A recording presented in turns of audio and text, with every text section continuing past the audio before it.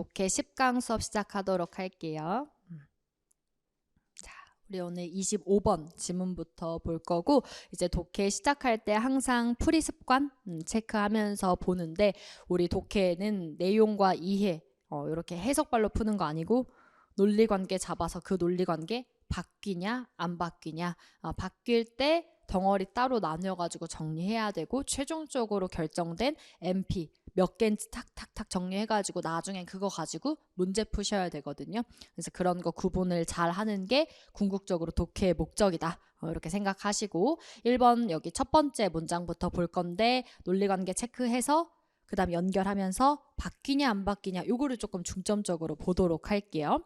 자, 그럼 일단 첫 문장 보면 However unjustly society is organized, certain technical advances are bound to benefit the whole community because certain kinds of goods are necessarily held in common 이라고 돼 있어요. 그러면 일단 양보절인데, 양보절 자체는 사실 수식어구라서 중요한 건 아니지만 대조의 쟁점을 알면 주절의 포인트를 알 수 있기 때문에 잡아주면 좋죠. 여기서 뭐라고 했냐면, 사회가 unjustly하게 구성되는 것 같아 보여도 사실은 어느 정도 just하다라는 이야기를 하게 되겠죠. 그러면 불공평하다, 그러니까 정당하지 않게 조직이 된다 하더라도 어느 정도는 공평하다, 이런 얘기를 하게 돼서 뒤를 보면 certain technical advances, 즉 기술적인 발전 덕분에 걔가 benefit, 혜택을 준다는 거죠. 플러스하게 해줘요. 누구를? 전체를. 그럼 여기서 포인트는 whole로 가는 거예요. 왜? just 때문에. 그쵸?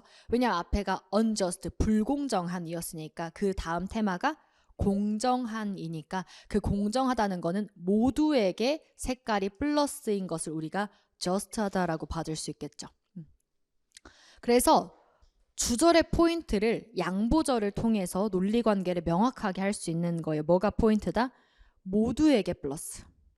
근데 그 모두에게 플러스를 누가 준 거예요? 논리관계 하나 더. 기술적인 진보가 가능하게 한 거죠. 따라서 기술의 발전을 통해 모두가 플러스를 어느 정도 누리게 되었다라고 하는 게 첫 번째 논리관계가 되겠네요. 자, 그러면 1번 문장에서 잡은 논리관계가, 자, 기술이 우리 전체에게 플러스를 준다. 요 논리인 겁니다. 그쵸?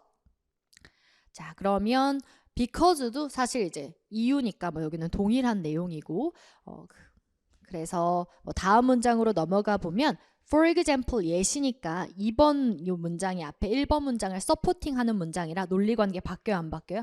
안 바뀌어요. 그래서 여기 2번 문장은 논리관계가 똑같을 겁니다. 즉 전체에게 뭘 준다? 플러스가 된다, 이런 거죠. 그래서 a millionaire를 보는 순간 여러분 millionaire rich죠, rich 나오면 반대편 poor, 즉 rich의 특정 계층이 나왔으면 반드시 뒤에도 poor까지도 색깔이 플러스가 된다는 내용이 나올 거예요. 그래서 이 millionaire가 cannot light the streets for himself while darkening them for other people, 즉 다른 사람들한테는 어둡게 하면서 자기 혼자만 빛을 밝힐 수는 없어요. 그 거리에 가로등 이런 거, 그쵸? 그러니까 얘가 만약에 돈이 많아가지고 거리에 가로등 하나를 설치해도 그거는 모두가 누리게 된다라는 얘기가 되겠죠. 따라서 이 예시의 핵심은 뭐예요? 모두가 누리게 된다, 이런 겁니다. 그쵸? 자, 다음 문장에 Nearly all citizens of civilized countries now enjoy the use of good roads, germ-free water, police protection, free libraries, and probably free education of a kind. 마찬가지.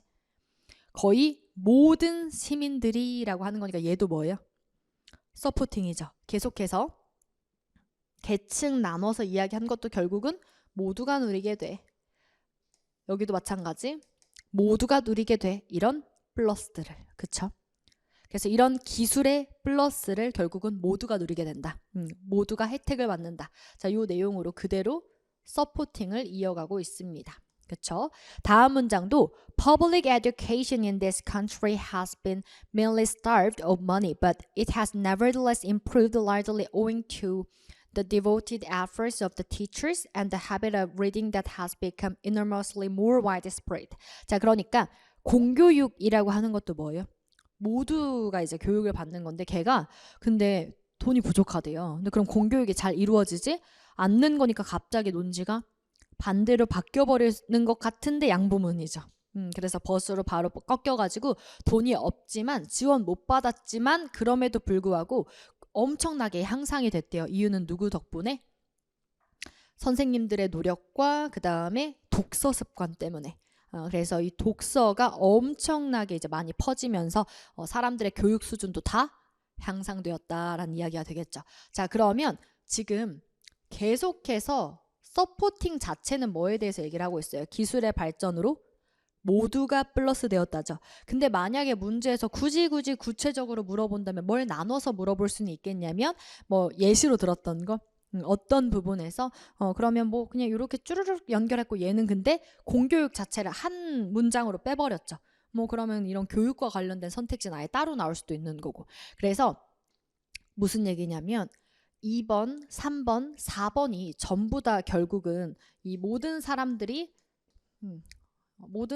뭔가 플러스가 된다는 똑같은 이야기를 하고 있지만 이 중에서 누가 나중에 문제의 선택지로 나올 것이냐라고 하면 보통 필자가 좀 길게 따로 빼서 설명하고 조금 더 강조하고 이런 것들이 이제 문제의 선택지로는 더 잘 나오더라. 그래서 아마 나온다면 교육 쪽 이야기가 좀 더 나오지 않을까. 근데 뭐 그렇다고 얘가 제일 중요한 건 아니고 요런 생각도 한번 해보면서 읽어볼 수는 있을 것 같습니다. 자, 다음 문장에 To an increasing extent, the rich and the poor read the same books and they also see the same films and listen to the same radio programs. 그러니까 자, 이 rich든 poor든 얘네들 다 뭐예요? 모두가 다 똑같은 책을 읽고 똑같은 영화를 보고 똑같은 라디오를 듣는다. 즉 모두가 색깔 플러스인 이야기 계속하고 있죠. 그래서 다음 문장에도 and the differences in their way of life have been diminished. 그럼 여러분 당연히 차이라고 하면 차이 있다 없다? 없다 쪽으로 나와야 되겠죠. 왜냐면 앞까지가 뭐니까 다 똑같이 누린다 였으니까. 그래서 이들의 삶의 양식의 어떤 차이가 점점 줄어들고 있더라. 자, 그럼 이것 때문에 줄어들고 있다라고 하는 건 뒤에 거는 모두를 색깔 플러스로 만들어준 애들이 또 나온 거죠. 바로 누구냐면 mass production of cheap clothes and improvements in housing. 자, 그래서 값싼 옷들을 이제 대량 생산할 수 있게 되면서 그 다음에 막 집, 주거 이런 것들도 엄청 향상이 되면서 결국은 모두가 뭐가 됐다 여기도 플러스가 됐다에 동일한 논리가 되는 거죠. 그래서 삶의 이런 양식들도 모두 다 색깔이 플러스가 되었다. 자, 그러면 제가 지금 체크 계속해서 논리관계 안 바뀌니까 다 똑같이 하고 있죠. 자, 그 다음에 여기 6번도 7번 봅시다. So far as outward appearance goes, the classes of rich and poor, especially in the case of women, differ far less than they did 30 or even 15 years ago. 보니까 so far as outward appearance goes, 그러니까 이번엔 외적인 부분을 보면요. 그럼 그 전까지는 외적인 거 말고 좀 뭐 생활 방식이나 뭐 교육이나 되게 좀 속에 해당되는 것들을 많이 말했죠. 이번에 겉모습만 본다 하더라도 겉도 뭐하다 서로 똑같다라는 이야기를 하는 거죠. 그래서 리치든 푸어든 옷들이 다 뭐하다 그렇게 크게 다르지 않다라는 이야기가 되겠죠. 그래서 얘네들 옷 입는 것도 다 서로 플러스가 되었어 라고 정리를 합니다. 그래서 마지막까지도 내용은 바뀌지 않았네요. 그쵸? 아이고. 자, 그러면 여러분 이제 저랑 타이틀 문제를 풀 건데 풀기 전에 항상 메인 아이디어 내용을 정리하고 나중에 이제 문제도 풀어야 되거든요. 그럼 이 글의 가장 중요한 정보는 첫 번째 문장인 거죠. 결국은. 그러니까 논리 관계가 한 번도 안 바뀐 거죠. 그러면 다시 정리하면 이 글을 읽고 뭐라고 정리해야 돼요? 첫 번째 문장의 내용으로 기술의 발전으로 모든 사람들이 혜택을 어느 정도 얻는다 라는 내용으로 딱 이게 요약이 되어야 하고 여러분들이 근데 그럼 애초에 첫 문장만 읽어도 되지 않았나요?는 아니죠. 패러프레이징을 통해서 반드시 어떤 맥락의 기술적 진보를 말하는지 그래서 어떤 식으로 플러스가 된다는 건지 어느 정도 패러프레이징을 통해 머릿속에 이제 이 차곡차곡 쌓여져 가지고 정리가 되어야 하겠죠. 그래서 요걸 가지고 그대로 타이틀 문제를 풀어봅시다. 자, 그럼 여러분 뭐가 와야 되죠? A번에 For each of technical advances B번에 monopoly of goods and technologies. C에 mass production and the way of life. D에 technical advances and public education. 여러분 이거 저랑 기호로 바꿔볼게요. 한 문장씩. 자, 나중에는 문제 푸실 때 모든 선택지도 제가 기호로 바꾸라고 하거든요. 무슨 얘기냐면 한 문장을 보더라도 아무리 짧은 명사구여도 기호로 바꾸실 줄 아셔야 돼요. 자, 그러면 A번에 Fruit of Technical Advances. 우리 본문에 나온 기호. 그쵸? A 들어있죠. 기술적인 진보가 fruit라고 하는 건 뭐예요? 열매라는 건 산물, 즉 결과 쪽 논리가 되겠죠. 그러면 기술의 진보로 얻은 결과들이니까 색깔 플러스한 이야기가 적어도 몇 개 이상? 2개 이상으로 이렇게 추르르륵 나오는 그런 이야기여야 되겠네요. 지금 그럼 본문의 테마에 얘는 큰 범위 안에 들어오죠. 물론 우리한테 아직 딱 입맛에 맞게 뭐까지는 아니지만 모두에게 그쵸 뭔가 골고루 플러스를 준다는 것까지 좁혀지진 않았지만 큰 방향의 논리를 벗어나지는 않아요. 괜찮죠? B 볼게요. Monopoly of goods and technology라고 해버리면 자 일단 기술 이야기를 하는데요. 얘 독점이래요.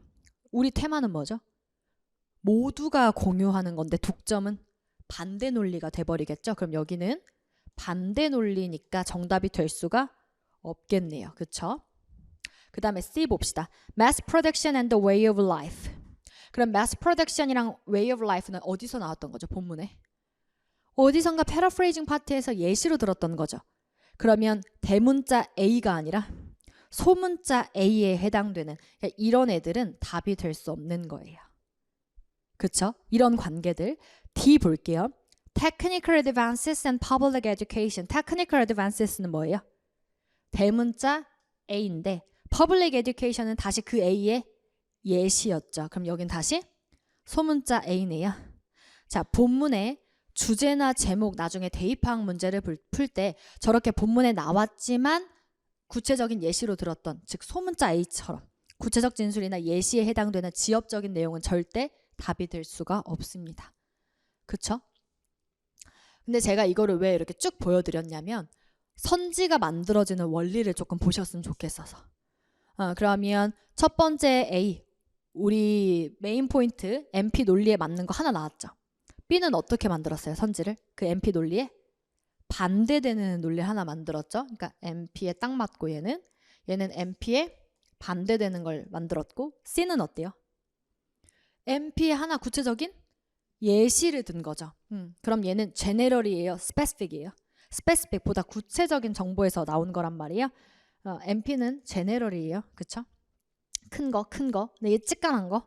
그 다음에 마지막 D도 조그만한 거. 그쵸? 그러니까 섞어놓은 거죠.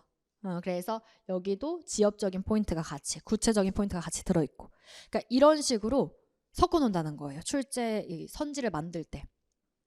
여러분들이 이 문제 선지 원리도 잘 기억해 놓으셨다가 나중에 또다시 문제 풀 때 이런 식으로 정리를 하면서 누가 가장 본문의 논리 관계 범위랑 딱 들어맞는가 이런 식으로 푸시면 굉장히 정확하게 문제를 푸실 수가 있어요. 답 누구밖에 안 되죠? A밖에 안 돼요. 근데 이걸 해석이랑 이해로 할 때랑 이렇게 적을 때랑 정확도가 진짜 달라요. 이렇게 여러분들이 딱 정확하게 논리관계를 분석하시면 타율이 거의 100% 이렇게 딱 되거든요. 본문만 잘 독해했다면 이렇게 선지 분석했을 때 거의 100% 정답을 맞추실 수 있는데 이 기호 정리를 안 하면 이게 가끔 주관 개입이나 내가 어떤 색깔 이런 좀 과대 해석 이런 것들이 좀 들어가기도 하고 비하게 되기도 하고 막 그렇게 돼요. 그러면 본문은 이해를 잘 했더라도 문제는 좀 틀리는 경우가 생기기도 하거든요. 그래서 지금 이렇게 짧은 어구도 기호로 바꾸는 거 이런 포인트들도 잘 보도록 합시다. 오늘 좀 문제 계속 풀 거예요. 자, 그 다음에 여기까지 그래서 정리하셨으면 자 26번 지문 이어서 볼 거고요. 그럼 저랑 방금 논리관계 바꿨잖아요. 그것처럼 똑같이 논리관계를 정리하는 데 집중을 해서 풀도록 할 거예요. 제가 문제를 심화 단계까지 넣지 않은 이유는 하나라 그랬죠. 독해 지문에 집중하기 위해서. 여러분들이 보통 맞으면 잘 안 보고 틀린 것만 거의 보니까 그래서 일부러 문제를 뺀 것이다. 근데 제가 자꾸 수업 때 문제를 가지고 오는 이유는 나중에 이렇게 풀 거니까 지문을 반드시 논리적인 이 관계가 정확히 정리가 되어야 한다라고 알려드리기 위해서 자꾸 가지고 오는 거예요. 자, 그러면 방금 문제 풀었을 때 이런 애들이 큰지 작은지 막 다 구별이 되어야 하는 거예요. 그러니까 그걸 구별이 되어야 하니까 우리가 글을 읽을 때 그런 걸 신경 쓰면서 봐야 되겠죠. 자, 첫 번째 문장부터 다시 봅시다. 자, language is a guide to social reality라고 돼 있어요. 그럼 언어는 사회 현실의 안내자래요. 자, 그럼 둘이 관계가 어떻게 되죠? language랑 social reality 둘의 관계는 화살표. 그렇죠? 화살표 앞에서 뒤로 가요? 뒤에서 앞으로 와요? 앞에서 뒤로. 왜냐면 앞에 거가 가이드 해주는 거니까. 그렇죠?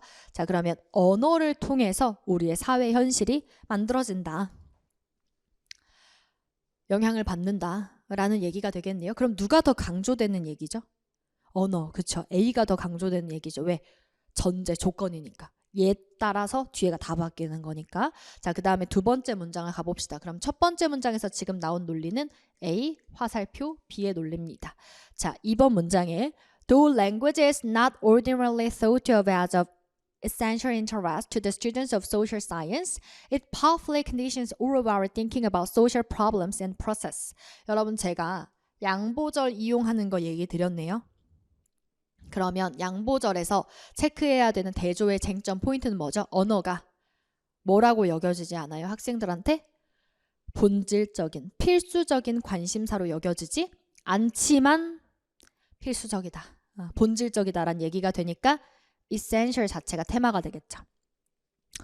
자, 그럼 essential 하다. essential 한 게 누구의 속성에 붙는 거예요? 언어의 속성에 붙는 거죠. 얘 essential 하다고. 그래서 그게 이제 주절에 연결된 게 it powerfully conditions all of our thinking about social problems and process. 이런 것들에 엄청 영향을 끼친다, 좌우한다라는 것 자체가 무슨 의미인 거예요. 그러니까 이 언어가 우리 사회에 엄청 영향을 끼치는데, 즉 모든 그 생각에 다 영향을 끼치는 거잖아요. 그만큼 뭐하다? 본질적이다를 말하고 싶은 거예요. 근데 이상하죠? 양보절인데 왜 백동일까요? 우리가 신경 써야 되는 것은 이 글은 누가 쓴 글이에요? 필자, 즉 글쓴이가 이제 쓰고 있는 거잖아요. 그럼 우리는 누구의 주장을 따고 싶은 거예요? 필자, 글쓴이의 주장을 따고 싶은 건데 도우절 안은 누구의 생각이요? 대부분의 학생들이, 그쵸? 이걸 이센셜 하지 않게 여기고 있는 거죠. 그쵸? 근데 그건 학생들인 거고, 그렇게 여기고 있지 않지만 누가 말하는 거예요? 필자가 말하는 거죠. 뭐라고? essential 하다고. 그래서 여기서 이제 단순히 도우절 때문에 대조인 게 아니고 입장의 차이도 있더라. 그런 것도 한번 보시면 좋습니다. 누구를 체크해야 돼요? 우리는 필자 쪽 주장. 그래서 필자가 뭐라고 생각하는 거? 언어가 essential하다. 본질적이다. 필수적이다. 자, 그러면 A 화살표 B의 논리는 안 바꾸면서 무슨 속성이 더해졌어요? A가 따라서 본질적이다라는 내용으로 이렇게 내려왔죠. 자, 그러면 다음 문장에서도 당연히 아은 내용을 서포팅 해갈 테니까 우리 1, 2번 중에 누가 더 좋아요? 누가 더 필자 쪽 이 색깔이 잘 드러나나요? 2번의 내용이 더 잘 드러나니까 2번 문장으로 우리 계속 머릿속에서 꽉 잡고 내려갑시다. 언어가 가장 본질적이다. 그쵸? 다음 문장에 Human beings do not live in the objective world alone, nor alone in the world of social activity as ordinarily understood, but are very much at the mercy of the particular language which has become the medium of expressions for their society. 보니까 인간은 이런 데서 안 살고 이런 데서 산다. 이렇다라는 얘기가 되겠죠. 자, 그럼 당연히 나데이가 더 중요해요? 법비가 더 중요해요? 법비가 더 중요한 이제 이야기가 나오게 됩니다. 따라서 인간은 객관적인 세계에서 혼자 살 수 없다. 아주 테마 받치죠. 자, 객관적인 세계에서 혼자 살 수 없다. 바꿔 말하면 뭐예요? 함께 어울려져서 subjective하게, subjective하다라는 건 서로 정해진 게 아닌 거. 그렇죠? 그런 곳에서 산다라는 거예요. 근데 이 문장이 왜 나왔는지를 반드시 누구랑 연결해서 앞 논리랑 연결하셔야 돼요. 앞 논리가 뭐였죠? 언어가 본질이다. 그쵸? 언어에 의해 모든 것들이 영향을 받는다라고 그랬으니까 이걸 엮으면 뭐가 돼요? 언어가 본질이니까 뭐인 거예요? 혼자서 객관적인 뭔가 정해진 세계에서 사는 게 아니다라는 거겠죠. 즉 같은 논리로 이어서 보셔야 돼요. 그래서 여기도 뭐 이거는 5월이니까 아예 똑같은 거죠. 그래서 혼자 그런 세상에서 사는 게 아니다. 그래서 but 그게 아니라 are very much at the mercy of the particular language which has become the medium of expression for their society. 아주 정확하게 언어와 사회의 관계가 나와 있죠. 그러니까 우리는 누구 덕분에? 이 language로 인해서 뭐 하게 된다? 걔가 우리 사회의 표현의 매개체가 되더라. 즉 언어를 통해서 우리가 사회에서 표현할 수 있고, 그러니까 이거를 반대 맥락으로 생각하면 뭐예요? 우리는 보다 혼자 객관적인 세계에 사는 게 아니라 다 함께 subjective한 이런 사회에 살게 되는 것이죠. 근데 결론은 이 문장도 길게 나데이버비로 서포팅한 거죠. 누구를? 2번 문장을. 그래서 우리는 이것만 생각하면 돼요. 그래서 논리관계 바꿔? 안 바꿔? 논리관계 바꿔요? 안 바꿔요? 안 바꾸죠. 이런 보통 나데이버비는 의미 잡아주는 문장이거든요. 자, 그래서 이거 바뀌지 않고 그대로 따라서 뭐라고 정리하죠? 언어가 우리 사회를 이렇게 영향을 끼친다, 바꾼다. 그러니까 여러분 결국 언어에 따라 뭐예요? 사회도 다 다른 거죠. 그러니까 오브젝티브 하지 않고 서브젝티브 하다. 언론 아니고 society 함께 사는 거고. 그쵸? 그래서 이런 식으로 지금 구체적으로 not objective 또는 alone, 얘가 꺾여서 but 반대로 정확하게 딱 지칭해 주진 않았지만 테마 체크할 수 있으니까 subjective. subjective라고 하는 건 change 테마죠. 변하는 거. 즉 언어에 따라, 언어가 다 다르니까 언어에 따라 뭐도 다 달라요? 사회도 다 다르겠고, 혼자 사는 게 아니고 social 또는 society, 같이 together 함께 사는 거고. 그쵸? 이런 식으로 묶어서 관계를 잡아 나가는 거예요. 근데 이게 다 누구 쪽에 대한 논리? 이 A 쪽에 대한 논리죠. 그쵸? 그래서 다음 문장의 4번. It is quite an illusion to imagine that one adjusts to reality essentially without the use of language, and that language is merely an incidental means of serving specific problems of communication or reflection. 보니까 환상이 돼요. 그러면 맞는 거, 틀린 거? 틀린 거예요. 그럼 필자 쪽 반대의 색깔이 들어오겠네요. 잘못됐다. 어떻게 생각하는 건 잘못됐어요. 누군가 현실에 적응하는데 뭐 없이? 언어가 없으면, 그쵸? 이 언어가 없으면 잘못된 거래요. 즉 누가 무조건 있어야 된다는 얘기. 언어가 무조건 있어야 된다는 얘기가 되겠고, 그 다음에 그 언어를 단순하게 뭘로 여기면 잘못된 거예요? incidental은 부수적인 거죠. 그럼 누구의 반대? essential의 반대죠. 그쵸? 그래서 부수적인 그런 수단으로 여기면 잘못된 것이다. 그래서 이게 잘못된 거다. 따라서 그럼 얘는 그대로 4번 문장이 뭘 말하는 거냐면 이거 틀렸다. 뭐가 틀렸다? A가 없거나 또는 흑동, 비본질적인, 부수적인이라고 생각하면 틀렸다죠. 결국 뭐랑 같은 논리예요? A가 꼭 있어야 되고 A가 essential하다. 그럼 앞 논리 바꿔요? 안 바꿔요? 안 바꾸니까 서포팅. 계속 이렇게 판단해 가는 거죠. 자, 그 다음에 5번 문장을 그럼 봅시다. The fact of the matter is that the real world is to a large extent unconsciously built up on the language habits of the group. 그럼 여러분, 우리의 이제 중요한 사실은 real world는 어느 정도 이거 기반으로 만들어진다는데 우리의 세상은 뭐죠? 우리 기호 중에 우리의 세상, 사회, B죠. 그것은 뭘 바탕으로 만들어져요? 그럼 뒤에 예상. A, 언어죠. 이렇게 예상하면서 글을 읽으면 빠르게 관계 정리할 수 있죠. 언어 습관 위에서 형성이 되더라. 근데 각 집단의 언어. 그러니까 저마다 그룹의 언어마다 사회가 만들어지더라라는 얘기를 하고 있는 거죠. 그쵸? 그냥 언어 아니고 the group의 언어에 따라 세상이 만들어지더라. 그래서 5번 문장에서 또 논리를 추가하고 있는 거, 조금 더 살을 계속 붙이고 있는 거죠. A가 뭐예요? 다 집단마다 같아요? 달라요? 달라요. 그래서 요거에 따라 뭐 한 거예요? 당연히 사회도 다 다양한 모습을 가지게 되겠죠.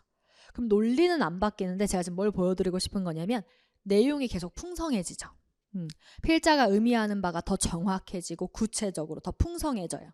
이게 글이에요. 글.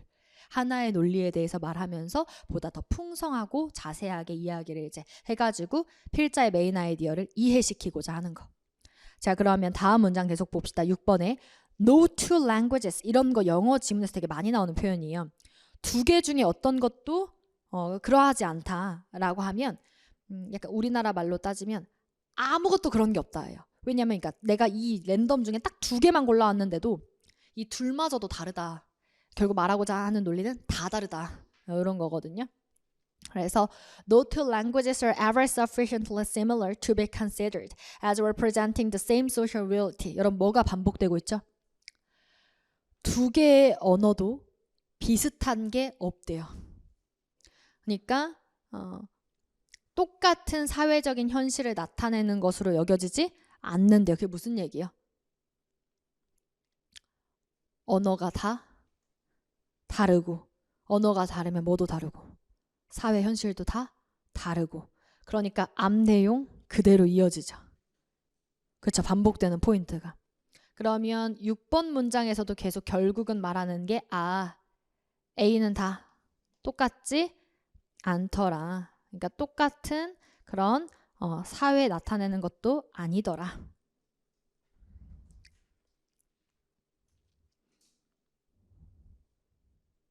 정리될까요? 그러니까 여기든 어쨌든 같지 않다. 즉 언어가 다 뭐하고 다양하고 다르고 따라서 사회도 다 다르고 다양하다. 이런 논리가 반복되고 있습니다. 마지막 7번.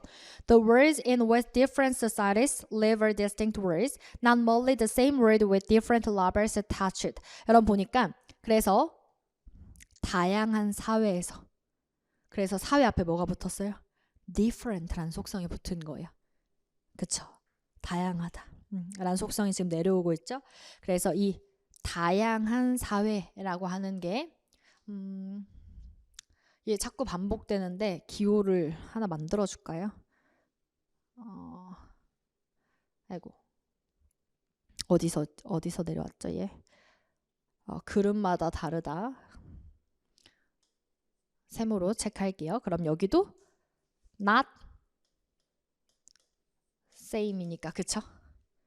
그래서 다 뭐하다? 다 다르다. 그래서 이 다 다른 사회에서 만들어진 그런 세상이 are distinct world 그러니까 다 뭐하다 서로 다르고 not merely the same word with different labels attached 그러니까 뭐가 아니다 다 똑같은 세상이 아닌 것이다 다 다른 라벨이 붙은 여러분 다른 라벨이 붙은 건데 여러분 여기서 사회랑 관계된 키워드 다른 하나 키워드는 우리 본문에서 누구밖에 없죠 B 말고 다른 키워드 A밖에 없죠. 그러니까 이 라벨은 무조건 A여야 돼요. 자 이렇게 문장을 해석할 때 단순하게 한국말로 해석할 수 있다고 해석이 된 게 아니에요. 반드시 논리관계에 따라 정확하게 문맥을 파악하셔야 되는데 자 우리한테 주어진 키워드는 뭐랑 뭐밖에 없다? A랑 B밖에 없다. 그럼 B에 대한 얘기인데 다른 애랑의 관계를 얘기하면 얘는 무조건 누구? A. 그래서 A가 다른데 뭐 할 수 없다는 거예요. B가 다 똑같을 수는 없다는 거예요. 그렇죠? 그러니까 누구도 다 다르다? B도 다 다르다. 이런 얘기가 되겠죠. 따라서 마지막 7번 문장도 앞논리랑 이어서 정리를 하면 A가 다 언어가 다 뭐 하니까? different. 다 다양하니까. 당연히 사회도 뭐 하는 거예요? 다 다양하고 다르겠죠. 그래서 여기도 똑같이 different. 근데 이 논리가 다 똑같죠. 정리될까요? 그러면 여러분 이 글은 크게 우리가 이 위계도의 논리관계를 정리한 걸 봤을 때 결국 가장 중요하게 한 말은 뭐예요? 이 언어에 의해서 사회가 영향을 받는다. 요렇게 사실 묶는 게 제일 좋겠어요. 이유가 뭐예요? 그러니까 제가 아까 2번으로 뺐잖아요. 근데 마지막에 다시 얘로 수정을 해줘도 좋겠다는 거예요. 뭐냐면 그러니까 여기서 바꾸기 조금 애매한데 그러니까 이렇게 하나 이렇게 하나의 논리라서 그렇죠. 그러니까 여기서부터 여기까지는 뭘 말했어요? 언어가 essential하다. 근데 여기서부터 여기까지는 언어가 다 different 하니까 세상도 다 뭐하다? different 하다. 요렇게 말하니까 좀 논리관계 NP를 나눠주는 게 좋겠어요. 그쵸? 근데 결국은 하나로 묶어서 얘기할 수 있죠. 그러면 여기 괜히 헷갈리니까 여기 그냥 이렇게 빼버리고 제일 위에 1번 문장으로 다시 그냥 정리하도록 할게요. 그래서 결론은 뭐예요? 언어에 따라 사회가 영향을 받는다. 이런 이야기가 되겠고 우리는 이 글을 다 읽었기 때문에 어떤 속성을 알고 있죠? 언어가 사회를 구성하는 필수 본질적인 요소이고 조건이고 그래서 언어가 다 다양하면 당연히 뭐도 다르다? 사회도 다 다양하다. 여기까지 논리를 정리하면 perfect 한 논리 정리가 되겠죠. 정리될까요? 근데 제가 여러분 읽어오면서 여기에 NP를 뭐라고 적고 핵심 내용을 essential이라고 잡았고 여기서부터 뭐라고 바꿨고 different라고 바꿨던 거. 근데 그게 각 시작할 때 포인트에서 결정됐다기보다는 바뀌었는데 반복이 되니까 이쪽으로 갑자기 내용이 바뀌었네? 그럼 어디서부터 나뉘었는지 딱 덩어리 체크해서 바뀐 부분 다시 정리해 주셔야 되죠. 이렇게 글을 읽어 나가면서 덩어리를 이렇게 잡아줘야 된다는 거예요. 정리될까요? 자, 이렇게 정리되셨으면 문제를 또 풀어봐야지. 자, 내용일치 문제를 이번에 가지고 왔는데 그래도 여러분 편안하죠? 한글이에요. 자, A번부터 우리 기호로 바꿔봅시다. A번, 두 개의 다른 언어가 똑같은 사회 현실을 반영하기도 한다. 여러분 여기서 우리 키워드 누구랑 누구에 대한 얘기? 언어랑 사회에 대한 얘기. 자, 근데 다른 똑같은 테마는 몇 번째 NP? 여기 우리 동그라미가 첫 번째 NP였죠. NP 1. 그 다음에 여기 우리 세모로 잡았죠 아까.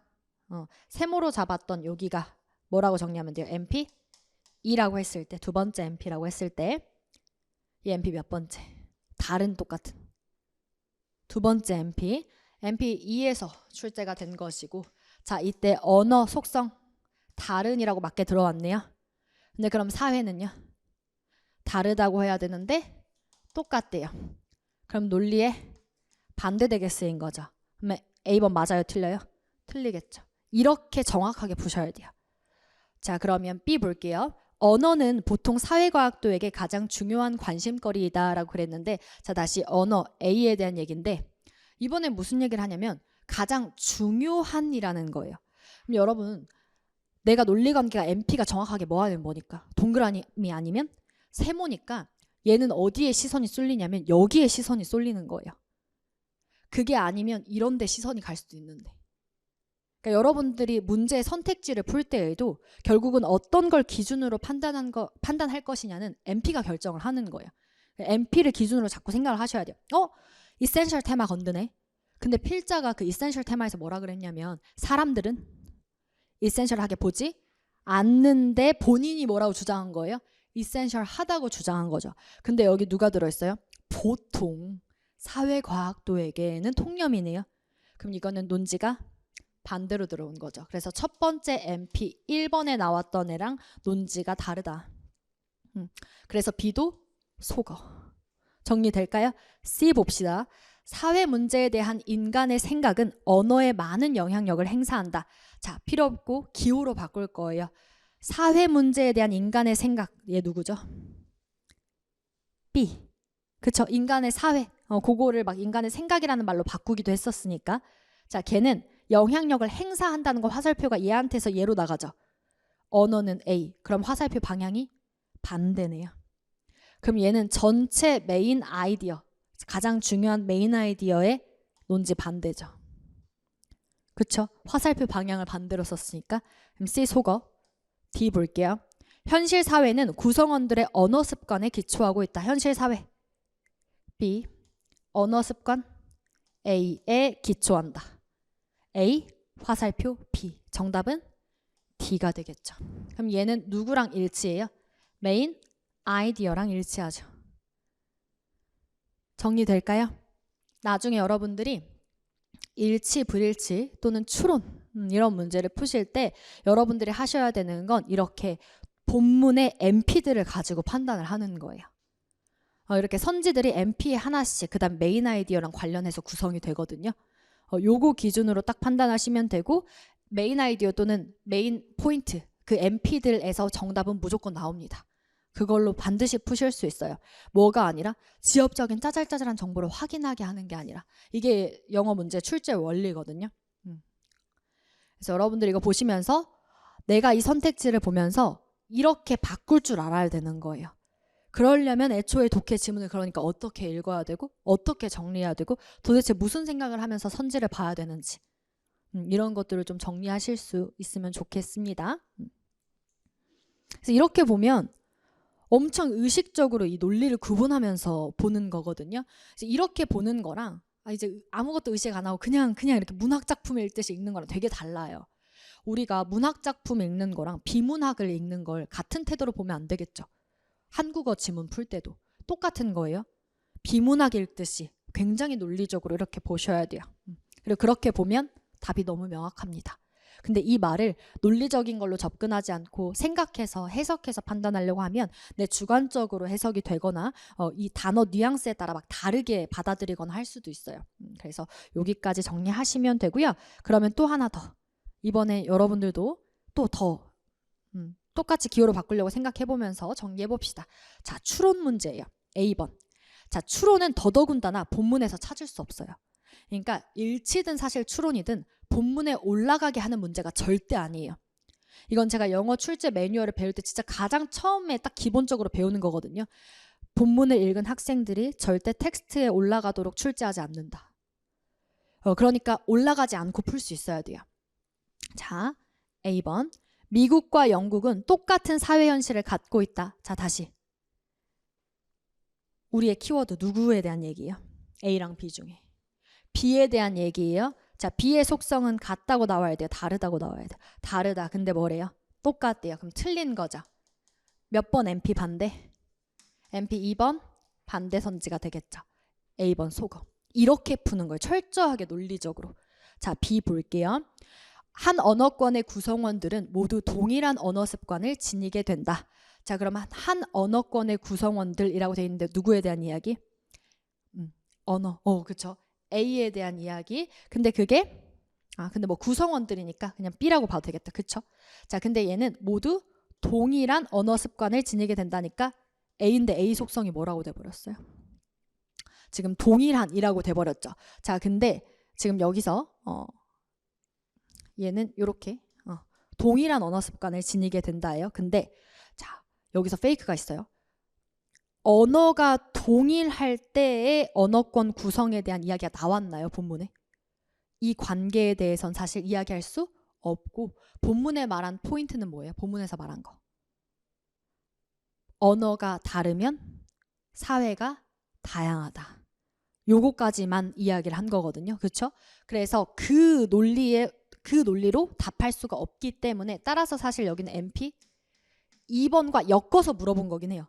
근데 엮어서 물어본 거긴 한데 더 정확하게는 관련이 없다가 더 맞아요. 그러니까 MP 2번으로 이끌어낼 수 없는 논리다. 요렇게 정리해야 맞습니다. 그러니까 무슨 말이냐면 B를 보고 A를 추론하는 것은 본문에서 본 적 없는 논리라는 거예요. 우리는 뭘 가지고만 A가 다 다르면 B도 다 다르다. 요런 논리를 본 거예요.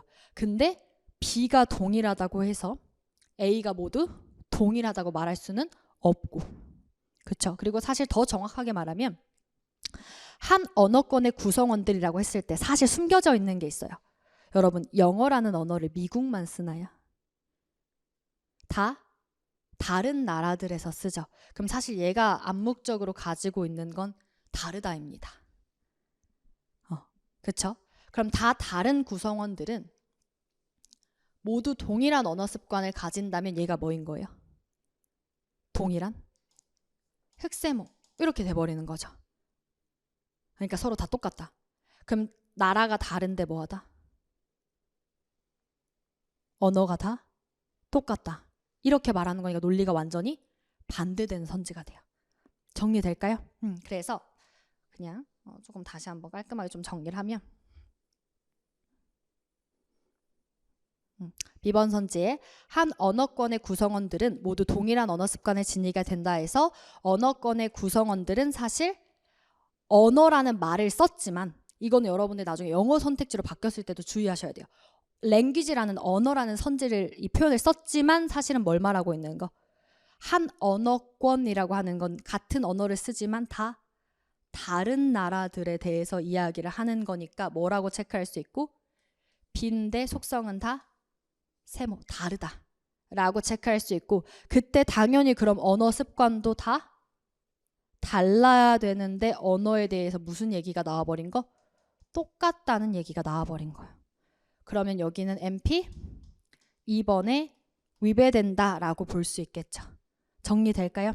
그래서 이걸 보면서 여러분들이 나중에 이 선지 패러프레이징 할 때 절대 어휘만 보고 패러프레이징 하면 안 되고 다르다라는 말이 없지만 다르다예요. 그쵸?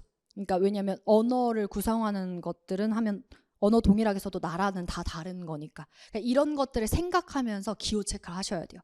그러니까 무슨 얘기냐면 표면적으로 기호화하지 말란 얘기예요. 정리될까요? 절대 단어의 표면적인 생김새만 보고 기호화하지 않아요. 생각해서 정리하셔야 돼요. C번. 적절한 언어의 사용은 사회 적응력을 키워준다. 언어. A. 키워준다. 화살표. 사회. B. 그럼 언어를 당연히 잘 사용하면 사회 적응도 잘 할 수 있겠죠. 이건 A 화살표 B 논리에서 이끌어낼 수 있는 논리죠. 이런 게 참 추론 문제로 적합해요. 본문에 나오지 않았지만 본문에 나온 논리로 딱 한 단계 나아가서 생각해 볼 수 있거든요. 이게 일치 문제와 추론 문제의 차이예요. 그래서 얘는 뭐에 딱 적합해요? 우리 메인 아이디어. 가장 제일 위에 있었던. 그래서 고 C번이 사실 아주 적절한 답이다. 그 다음 여러분 D는요. 언어는 사회 현실의 반영이다. 화살표부터 틀렸죠. 근데 그래도 뭐 그렇게 말하는 게 썩 틀린 말은 아니에요. 그렇죠? 왜냐면 언어에 따라 또 사회가 이렇게 되니까 사회가 또 언어에 반영되는 것도 뭐 그렇게 썩 틀린 말은 아닌데 본문에 나온 논리도 아닌데 그러니까 메인 포커스 되는 논리도 아닌데 뒤에 아주 확실하게 틀린 애가 있죠. 순수성을 지켜나가야 된다는 건 본문에 나온 적 없는 다른 테마죠. 관련이 있어요? 없어요? 없어요. 그래서 얘는 관련이 없음이에요. 지엽적인 거랑 논지 반대랑 관련 없는 거랑 다 다른 얘기예요. 논지 반대, 논지 반대, 논지 관련 없음. 자, 그러면 정확하게 답은 몇 번밖에 안 된다? C. 그쵸? 그래서 여러분들이 나중에 이제 이런 식으로 논리 독해 문제들을 푸시게 되면 확신을 가지고 사실 답을 고를 수 있게 돼요. 그러니까 얘가 답일 수밖에 없고 얘는 틀릴 수밖에 없고 이런 것들에 대해서 이제 이렇게 결론은 문장 단위마다 뭐 잘하자? 논리관계 파악 잘하자. 자, 그리고 27번 이어서 보도록 합시다. 자, 여기도 일단 첫 번째 문장부터 논리관계 똑같이 잡아서 볼 건데 이 지문은 이제 두 번에 조금 나눠서 보도록 할 거예요. 일단 첫 번째는 그냥 여러분들이 보통 조금 많이 범하는 어떤 오류 이런 것들을 좀 기준으로 쭉 논리관계를 중점적으로 보면서 이 지문을 정리를 해볼 거고요. 그 다음 두 번째는 조금 더 다른 포인트에 신경을 쓰면서 한번 글을 봐볼 거예요. 그에 따라 이제 지문의 어떤 주제 이런 방향이 어떻게 달라지는지 이런 것들을 살펴보도록 할 겁니다. 일단 그냥 뭐 다른 얘기 필요 없이 논리관계에만 조금 집중하면서 글을 보도록 할게요. 첫 번째 문장을 보면 While journalists profess their faith in this objective word, they have little confidence in their ability to recognize it. 우리가 보통 MP를 잡아야 된다라고 하면 키워드 플러스 중심 내용, 즉 핵심 속성을 파악하는 것을 지금까지 쭉 잡아왔기 때문에 보통 여러분들이 이제 독해를 하다가 약간 생각하기 싫은 건데 조금 이제 수동적으로 테마 위주로 그냥 바로바로 정리만 해버리고 넘어가는 그런 경우가 있어요. 즉, 이 문장의 의미 파악을 제대로 하지 않고 예를 들면 지금 보이는 오브젝티브 같은 것만 딱 체크해가지고 또는 face 뭐 이런 것들 체크해가지고 넘어가 버리는 경향이 있다는 거죠. 자, 그럼 객관적인 어떤 세상에서 자신의 face를 이렇게 말하지만 그들은 좀 그거에 자신이 없다 이런 식으로 이제 정리를 하는 거죠.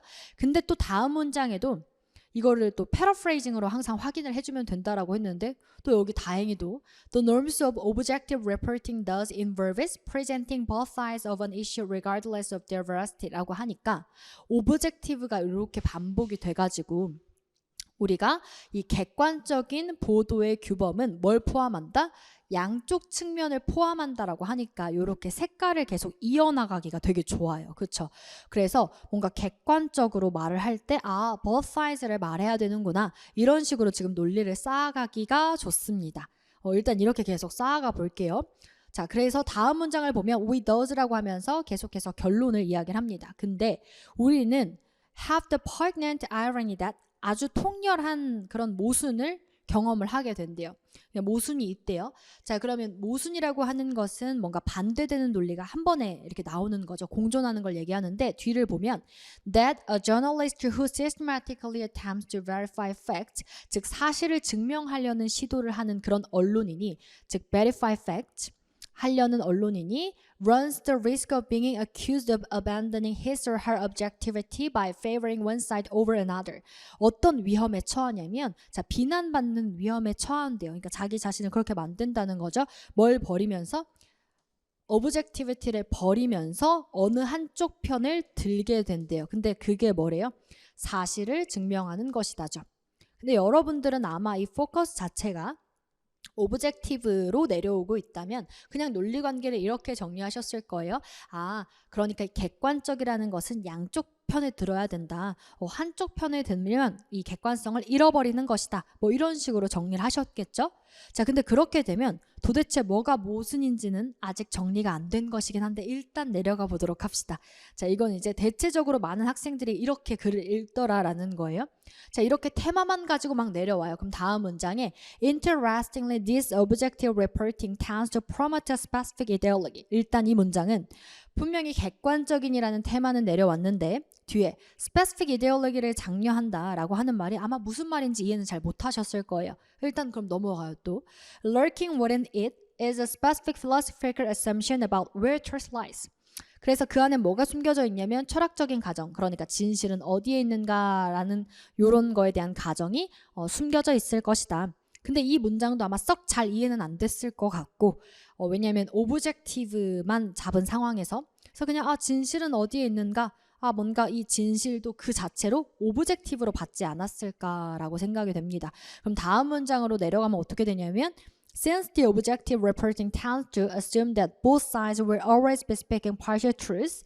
자, 그래서 객관적인 reporting이라고 하는 것은 항상 양쪽 측면이 부분적인 진실을 포함한다라고 가정하기 때문에 it is easy to infer that the whole truth must lie somewhere in the middle. 그러니까 전체 진실이 중간에 있다라고 생각하기 쉽다니까 양쪽 편 사이가 진실이 있는 거구나. 이런 식으로 좀 정리를 하게 되겠죠. 자, 그럼 여러분들이 대체적으로 이렇게 읽는 오류를 범하는 경우가 많다라는 거예요. 자, 뭐냐면 각각의 문장이 진짜 무슨 이야기를 하는지, 필자가 이 글을 왜 썼는지 이런 걸 생각하지 않고 그냥 단순하게 키워드에 대한 테마, 내가 봤던 테마들만 딱 중점적으로 생각을 해서 정리를 하면 글이 이런 식으로 흘러가게 되고요. 그때 자, 이 실제 기출문제가 이제 타이틀, 제목 문제가 출제가 됐었는데 이런 문제를 풀면 자, 정답을 뭘로 체크하기가 딱 좋겠어요? 지금까지의 논리 관계로는 여러분들 잠깐 이렇게 멈추고 한번 답을 골라보시면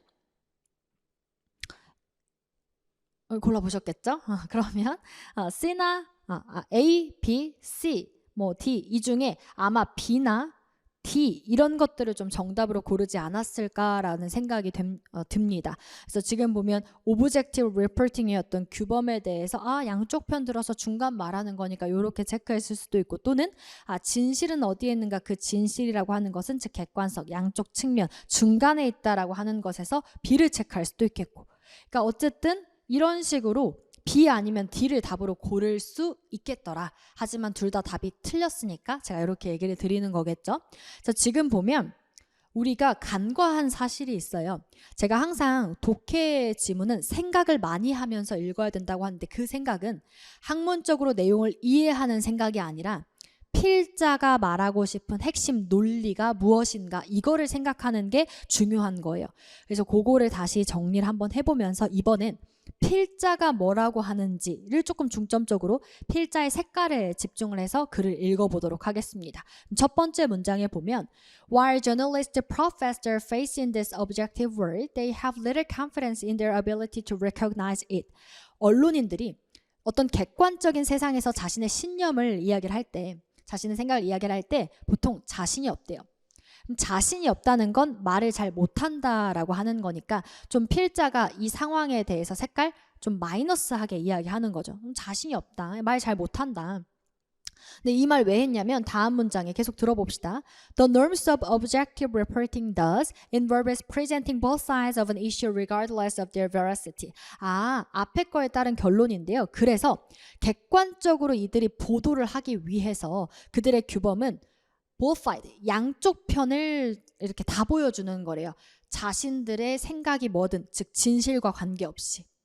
그러니까 진실과 관계없이 양쪽 편을 다 보여주는 선택을 왜 한다고요? 아까 위에 자신이 없어서. 그럼 자신이 없어서 오브젝티브를 both sides를 다 보여준 거니까 사실 오브젝티브는 이 both sides가 아닌 거겠죠. 자신이 없어서 얘를 보여준 거니까 얘가 사실은 아닌 논리가 되는 거예요. 그래서 필자가 여기에 큰 따옴표를 쳐놨단 말이에요. 자, 여러분, 우리가 큰 따옴표는 글쓴이가 그래서 뭔가를 강조하거나 동의하지 않을 때 쓰는데 대체로 동의하지 않을 때 써요. 그래서 우리가 이 부분을 확실하게 좀 체크를 해줘야 되는데, 객관적인 걸 얘네들이 자신이 없어서 양쪽 면을 다 보여줘 버린다라는 거예요. 진실과 관계없이. 그럼 여러분, 여기서 필자는 뭐라고 생각하는 거예요? 이거는 이제 언론인들이 그렇다는 거고, 이걸 나눠서 생각하셔야 돼요.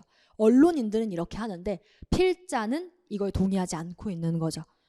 그래서 필자는 오브젝티브한 것은 both sides를 보여주는 게 아니다라고 아마 생각을 하게 되겠죠. 자, 그래서 1번 문장보단 2번 문장이 더 중요해 보이고, 아까 읽었을 때랑 뭐가 다르냐면 필자의 생각을 고려하면서 읽고 있는 중이라는 거예요. 그렇죠? 자, 다음 문장. We thus have the poignant irony that, 따라서 우리는 이런 아이러니를 만나게 된다. That a journalist who systematically attempts to verify facts to say which set of facts is more accurate runs the risk of being accused of abandoning his or her objectivity by favoring one side over another. 그래서 이 언론인들 있죠. 이 언론인들 앞에 애들 자신이 없어서 양쪽 면을 보여줬던 얘네가 사실을 원래는 증명하려는 시도를 해야 되는 애들이죠. 이런 시도를 하는 이 언론인들이 사실을 증명하려고 할 때 runs the risk of being accused, 비난받을 어떤 위험을 써야 된다. 뭐 한 것에 대한 객관성을 잃어버린 것에 대한 어느 한쪽 편을 들어서, 자, 이런 모순을 겪게 된대요. 즉 이게 앞과 다르다는 거예요. 자, 그러면 뭔가 모순되는 상황을 다시 체크해보면 사실을 증명하는 게 그러니까 뭐가 된다? 객관성을 포기해야 되는 게 되고 한쪽 편에 들어야 되는 것이다. 근데 앞에서 얘네 뭐 했죠? 자신이 없어서 객관적인 걸 보여주기 위해서 양쪽 편을 들었잖아요. 근데 다시 사실을 증명하려면 그 객관성을 버려야 되는 거예요. 그리고 한쪽 편을 들어야 되는 거예요. 그러니까 그 자체가 모순이다, 안 맞다, 이런 얘기가 되겠죠. 그럼 여러분, 여기까지 정리했을 때 싹 다 여기가 언론인들이 이렇게 하더라 라는 거거든요. 여기서 우리는 중요한 거, 필자가 이 글을 왜 썼나, 그러니까 필자가 하고 싶은 말은 무엇인가예요. 여전히 그러면 필자가 하고 싶은 말은 객관적인 걸 자신이 없어서 양쪽 편을 보여주는데 사실을 증명하려면 한쪽 편을 들어야 돼요. 그럼 누가 맞는 거예요? 한쪽 편을 드는 게 사실을 증명하는 거니까 얘가 맞는 거잖아요. 그렇죠? 그러면 뭐를 까고 싶어서 쓴 거? 그러니까 큰 따옴표도 여기 붙은 거죠. 객관적인 진실을 양쪽 편을 보여주는 것 자체를 깐 게 되겠죠. 그것에 이제 동의하지 않고 그래서 객관적인 걸 objective라고 하는 게 both sides를 보여줘야 된다는 거 이 자체가 무엇인 거? 색깔? 마이너스다. 왜? 사실을 증명한다는 것은 한쪽 면을 보여줘야 되는 거니까. 자, 요렇게 필자의 색깔을 다시 한번 정리를 하셨어야 된다라는 얘기가 됩니다. 그러니까 생각하면서 글 읽으셔야 돼요. 자, 그러면 다음 문장으로 넘어가 봅시다. 자, 근데 혹시 여기까지 나는 이런 필자의 색깔을 못 땄다라고 하더라도 오브젝티브랑 both sides에 큰 따옴표가 딱 이렇게 적혀져 있기 때문에 뭔가 필자의 색깔을 판단해야 된다는 생각은 계속 하셔야 돼요. 그럼 그거를 쉽게 말해주는 문장이 나올 때까지 기다려 봅시다. 다음 문장에 Interestingly, this objective reporting tends to promote a specific ideology. 근데 여기는 흥미롭게도 이러한 객관적인 보도가 어떤 특정한 이데올로기를 촉진하는 그런 경향이 있더라. 뭔 소리인지 잘 모르겠죠? 우리에게 항상 중요한 건 앞까지 나온 논리 관계나 색깔을 바꾸냐 안 바꾸냐예요.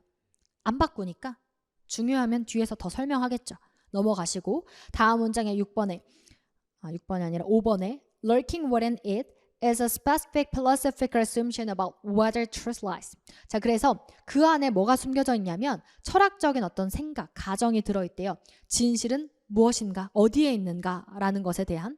우리는 어쨌든 진실은 어디에 있는가에서 그러니까 어디에 있는지 답이 더 중요한 거니까 이쪽 내용보다는 뒤쪽 내용이 더 중요하겠죠. 자, 뒤를 봅시다.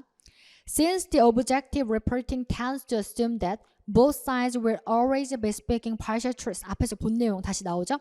객관적인 보도라고 하는 것은 어떻게 생각하는 경향이 있어서 양쪽 이 both sides가 항상 부분적인 진실만을 말한다라고 생각하는 경향이 있기 때문에 it is easy to infer. 이렇게 생각하기 쉽다는 건 다시 누구 생각? 이렇게 생각하는 건 통념, 일반 이제 사람들 또는 언론인 이렇게 생각하기 쉽다. 자, 근데 우리가 아니라 이제 필자는 이것에 반대로 생각하겠죠. 즉 여기서라도 필자 쪽 논리를 따야 된다는 거예요. 어떻게 생각하기 쉽냐면 The whole truth must lie somewhere in the middle. 그러니까 전체 진실이 어디에 있다? 중간에 있다. 이 양쪽 편 중간에 있다라고 생각하기 쉽다. 하지만 중간에 있지 않다라는 게 필자 쪽 논리죠. 그러니까 결국은 중간에 있지 않다. 즉 both sides를 고려하는 것 맞다 틀렸다? 틀렸다는 거예요. 결론은 필자가 말하는 이 fact, 사실 또는 truth, 진실이라고 하는 것은 어디에 있는 거? one side, 한쪽 편을 드는 거니까. 그쵸? 근데 여러분들이 그럼 마지막까지 6번을 정리했을 때 어떤 문장이 가장 중요한가를 결정을 해야 되는데요. 자, 지금 보면 2번 뒤에 3번부터 뭐 끝까지 사실은 싹 다 서포팅을 하고 있는 중인데 또는 사실 3번이라고 뭐 봐도 무방하겠죠. 더즈가 있었으니까. 어쨌든 간에 요거 뒤에 이렇게 싹 다 서포팅을 하는 중인데 그런데 6번 문장에서 뭐가 보였냐면 필자의 색깔이 보였어요. 그래서 서포팅 문장이지만 우리 앞에 이 3번 문장, 2, 3번 문장 합친 요 핵심 논리에다가 더불어서 이 6번의 색깔을 가지고 메인 아이디어를 정리를 해야 된다라는 얘기가 되겠죠. 자, 그럼 이 메인 아이디어를 정리했을 때 여러분들이 그냥 단순하게 최종적으로 진실은 그러면 원 사이드에 있는 거니까 진실은 원 사이드에 있다. 요렇게 정리하시면 또 안 돼요. 항상 정리하기 전에 여러분 이 글에서 필자가 강조했던 키워드가 뭐고 누가 계속 반복됐는가를 보시고 그 키워드를 중심으로 해서 주제를 구성을 해주셔야 문제를 정확하게 잘 푸실 수 있어요. 자, 그러면 계속해서 반복됐던 건 사실 오브젝티브에 대한 이야기였고 필자가 딱 큰 따옴표로 강조 포인트를 적어놓은 것이 오브젝티브 리포팅에 대한 norms, 그것이 바로 both sides인데 그게 맞다는 거 틀렸다는 거, 틀렸다는 게 더 포커스인 거예요. 뭐가 맞는지보다는. 그렇죠? 그래서 포커스 자체가 그걸 중점적으로 쓰였더라. 그래서 이렇게 필자가 뭐라고 말하냐, 필자가 뭘 강조했냐, 이 필자의 포커스를 고려함에 따라 정답이 달라지게 되는 거죠. 자, 그럼 이걸 정리했을 때 이 글의 타이틀, 제목은 뭐라고 정리할 수 있겠어요? 일단 A번의 이데올로기나 저널리즘은 그 안에서 나온 조그만한 단어들 가지고 장난쳐 놓은 거니까 A는 아니겠고, B번의 the verification of truth, 진실의 어떤 증명이라고 하는 것도 필자의 키워드, 이 오브젝티브의 키워드가 들어있지 않죠. 그러니까 얘도 사실 너무 지금 포괄적으로 필자의 포커스가 맞춰지지 않은 그런 선택지가 되겠고요. 그 다음에 C번의 the pitfall of objective reporting, 이런 데가 너무 적절한 거죠. 필자가 말한 objective reporting에 대한 키워드가 들어가면서 색깔 pitfall, 마이너스, 약점. 이렇게 객관적인 reporting이 약점을 가지고 있다, 문제가 있더라라고 하는 게 필자의 메인 포커스였으니까 너무너무 적절한 답이 되는 겁니다. 자, 근데 D는 그에 반면에 The Norms of Objective Reporting이라는 이 필자가 까고 싶었던 키워드만 나온 거라서 필자의 색깔이 반영되지 않은, 핵심 포커스가 반영되지 않은 그런 선택지라고 할 수 있겠죠. 그럼 이렇게 필자의 색깔, 즉 포커스가 담겼냐 담기지 않았느냐에 따라서 정답이 갈리게 되는 거예요. 그렇기 때문에 결론은, 제가 이 지문은 이 제목 문제랑 같이 이렇게 풀게 하기 위해서 가지고 온 지문인데, 뭐가 중요하다? 결국 단편적으로 막 키워드, 속성 이런 걸 너무 생각 안 하고 잡지 마시고 항상 글을 읽으면서, 기호는, 테마는 우리가 이 핵심 내용을 잘 정리하기 위해서 도와주는 장치인 거거든요. 항상 근본은 내가 생각해서 판단하는 거예요. 자, 그랬을 때 우리 항상 뭐를 같이 고려해야 된다? 그래서 필자는 무엇을 중요하게 보는가? 무슨 얘기를 하려고 이 글을 썼나? 항상 이 필자의 포커스를 고려하면서 글을 읽고 논리관계를 정리하고 마지막까지 내용을 정리하고 완성시켜야 된다라는 이야기가 되겠습니다. 여기서 내 생각도 아니고 그 어떤 것도 아니고 필자의 포커스에 집중을 잘해야 된다. 이 부분을 좀 잘 정리해 주시면 좋을 것 같아요. 그래서 27번 이렇게 마무리하고요. 자, 제가 오늘 수업에서는 계속해서 이 문장마다 조금 논리관계를 정확하게 좀 바꿔보고 선지도 하나하나 논리관계로 정리해 보는 거 해봤는데, 나중에 여러분들이 이렇게 하실 수 있으려면 지금부터, 그 전에는 막 위계도로 앞 내용이랑 같냐 다르냐를 조금 머릿속으로 고민을 했다면 이제는 좀 적어서 정확하게 조금 고민해 보는 것도 연습을 해보면 좋겠다. 이렇게 정리할 수 있을 것 같고, 추가적으로 하나 더, 글을 읽을 때 생각 없이 그냥 단어 짜맞추기로 읽지 말고 글 읽으면서 필자가 이 글 왜 썼고 뭘 강조하고 싶어서 어떤 걸 주제로 중점적으로 글을 썼는가, 이런 필자의 메시지에 집중해서 글을 읽을 수 있도록 하자. 필자의 포커스를 잘 잡자. 요렇게 좀 정리해서 마무리해 주시면 좋을 것 같습니다. 그래서 오늘 정리한 내용들까지 잘 연습해서 다음 11강 지문들은 더 잘 예습해 올 수 있도록 합시다. 그래서 오늘 10강은 요렇게 마무리하도록 할게요. 수고하셨습니다.